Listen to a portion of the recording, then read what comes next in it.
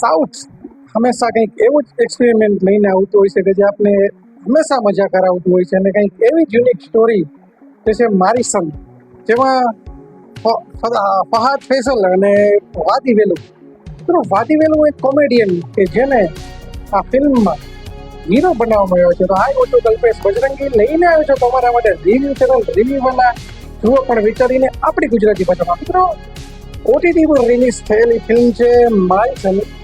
એક ગજબ ફિલ્મ, એની એક ગજબ સ્ટોરી, જે હંમેશા સાઉથ જે યુનિક સ્ટોરી આપણે આવતું હોય છે એવી સ્ટોરી.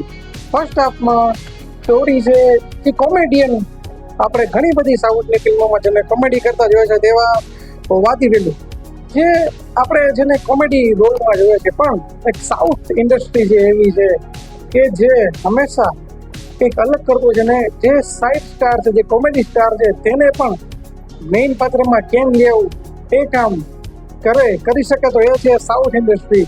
અને તેમાં પણ ફહાદ ફૈઝલ, જે આપણા પુષ્પાવાળા શેખાવતજી, સ્ટાર્ટમાં આપણે લાગશે કે કોણ હીરો છે, એ હીરો છે, પણ ખરેખર જ્યારે લાસ્ટ સુધી પહોંચે ત્યારે ખબર પડશે કે ફિલ્મમાં સાચા હીરો કોણ હોય છે.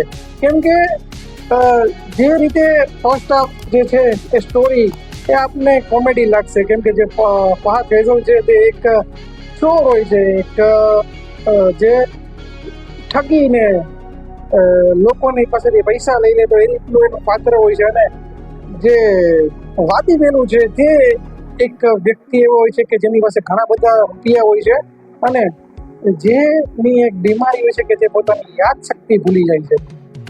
મિત્રો, થાય છે એવું કે આ ચોરને એવું થતું છે કે ચાલો હું આની આ જે બીમારી છે તેનો લાભ ઉઠાવું, અને લાભ ઉઠાવવા માટે એ સાથે લઈ જાય છે અને બાઇકમાં તેને જુદી જુદી જગ્યાએ ફેરવે છે, તેના પૈસા કેમ કઢાવવા તેનો પ્રયાસ કરતો હોય છે. પરંતુ જેવો મિત્રો આપણે પિક્ચરમાં અડધે પહોંચી છીએ ત્યારે જે ક્રિકેટમાં કહે છે ને કે એકદમથી હાલાત બદલાઈ જાય, જજ્બાત બદલાઈ જાય, બધું બદલાઈ જાય, આખી સ્ટોરી બદલાઈ જાય, આખું વાતાવરણ ચેન્જ થઈ જાય, એવી રીતે સ્ટોરી જે અલગ અલગ અલગ અલગ તેમાંથી જે વાતો બહાર આવતી હોય છે, જે સ્ટોરીમાં જે ટર્ન્સ આવતા હોય છે, જોઈને તમારો મગજ ચકરાઈ જશે કે ખરેખર આ કામ જો કોઈ આવી રીતની સ્ટોરી જો કોઈ કરી શકે એ છે સાઉથની આ ફિલ્મ અને સાઉથ ઇન્ડસ્ટ્રી. કેમ કે એમાં જે ટ્વિસ્ટ આવતા રહે છે, વારે વારે જે ટ્વિસ્ટ આવતા રહેશે,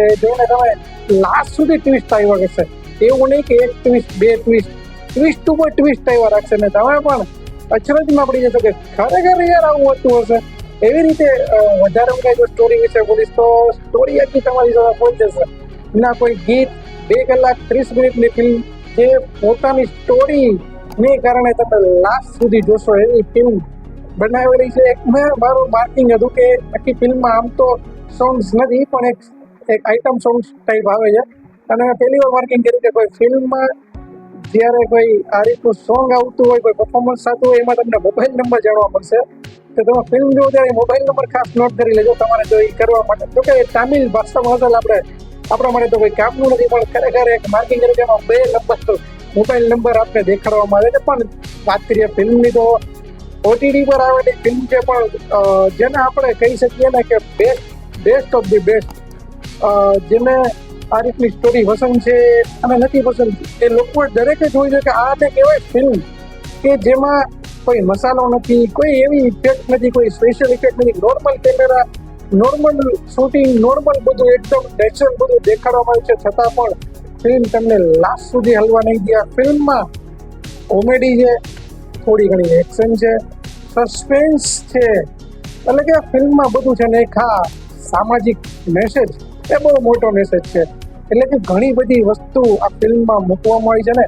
તો એ કોમેડી સ્ટારને કોઈ હીરો કેમ બનાવવો એ તો આપણે સાઉથ ઇન્ડસ્ટ્રી શીખવાડી શકે. તો ખરેખર મારા આ ફિલ્મને 5માંથી 4.5 સ્ટાર. ખરેખર વોચ કરવા જેવી મૂવી છે. કોઈ એવો વલ્ગર સીન નથી, તો તમે તમારી ફેમિલી સાથે આ ફિલ્મ જોઈ શકો છો. ફેમિલી ફિલ્મ છે અને વોચેબલ ફિલ્મ છે, તો ખાસ જોવી જોઈએ. તો બસ મળીશું આવા જ વિડીયો સાથે. ત્યાં સુધી કલ્પેશના સર્વેને ભારત માતા કી જય, વંદે માતરમ.